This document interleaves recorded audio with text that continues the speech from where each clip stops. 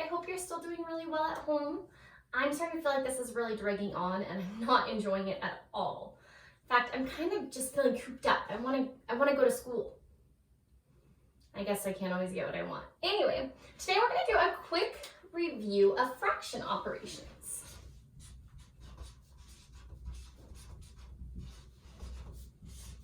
Okay, we studied fraction operations at the very beginning of this unit, and we started out by understanding what a unit fraction was. Hopefully you're remembering a unit fraction. I'm gonna write it, you think about what that is.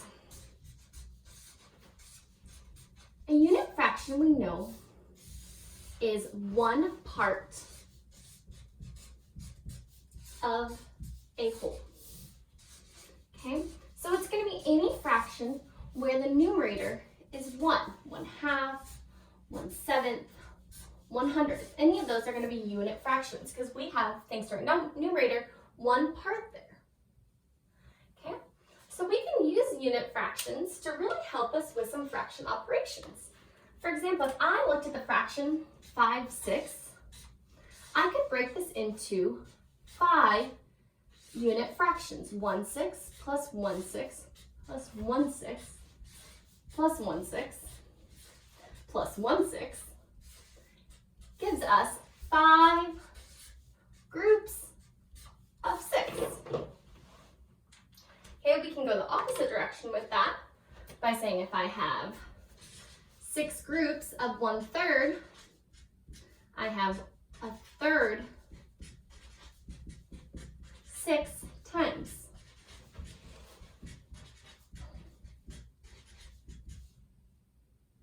Would be 6/3. Now I also know that I can take my thirds and I can pull them out. I can pull out 3/3 and 3/3. Hopefully what you're realizing is that 3/3, just like we did when we did the identity property, is equal to 1. So in the end, we would have 2. Okay? I hope that rings a quick bell because on your test today, I'm going to have you review that. And if you get stuck, look back to unit, I want to say 6 in your math book, because that's where we did all these skills. Okay. During that unit, we also practice adding and subtracting mixed numbers. So if I were to give you a number like 4 and 2/5 plus 3 and 4/5, I could add these up to say I have 7 wholes and 2/5 plus 4/5 is 6/5. Now, I hope you're not okay with that because I'm certainly not. I need to pull out my whole. I'm going to pull out 5/5 of those. I'll have 1/5 left. So in the end, I would have 8 wholes because I've got 7 here and 1 here and 1/5. Okay. Hoping that rings a bell. We can also do that with subtraction. Okay, so if I were to have something like 6 and 3/8 minus 4 and 5/8. Now, if you remember correctly from our unit before, this isn't going to work. And this is actually where we regroup. So I'm going to take 6 and take out a whole. So I'll have 5 wholes left. Now, when I bring that whole over, I'm not going to bring it over as 5 or 1. I'm going to bring it over as a whole in 8s. So, real quick, how many 8s equal a whole? You got it, 8/8.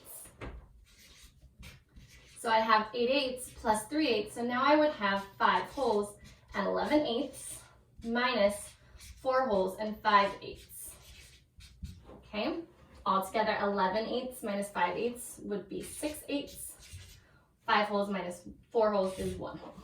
So today, 4th graders, that was a super quick review. I'll also add some links on there for some extra practice if you're just feeling stuck on this. But today I'm just going to have you practice your fraction operations and make sure that's not a skill we lost. Thanks.